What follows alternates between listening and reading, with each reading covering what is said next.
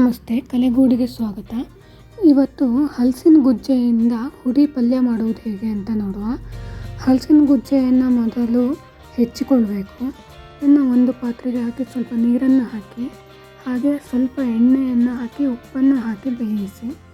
ಎಣ್ಣೆ ಯಾಕೆ ಅಂತಂದರೆ ಪಾತ್ರೆಗೆ ಅದರಲ್ಲಿರುವಂಥ ಅಂಟು ಹಿಡ್ಕೋಬಾರ್ದು ಅಂತ.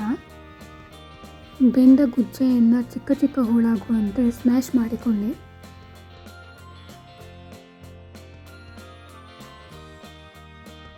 ಮಸಾಲೆಯನ್ನು ರೆಡಿ ಮಾಡಿಕೊಳ್ಳುವ.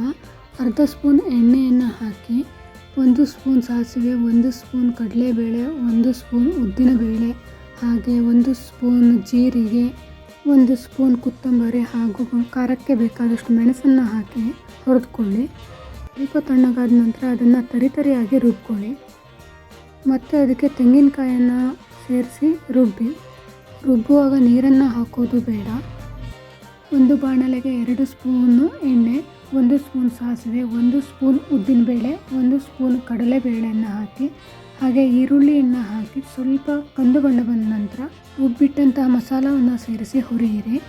ಹಾಗೆ ಗುಜ್ಜೆಯನ್ನು ಸೇರಿಸಿ ಸ್ವಲ್ಪ ಹುರಿಯಿರಿ.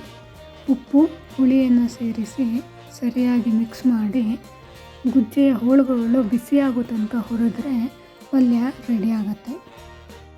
ಈ ವಿಡಿಯೋ ನಿಮಗೆ ಇಷ್ಟ ಆಗಿದ್ದಲ್ಲಿ ಲೈಕ್ ಮಾಡಿ, ಶೇರ್ ಮಾಡಿ, ಸಬ್ಸ್ಕ್ರೈಬ್ ಮಾಡಿ. Thank you.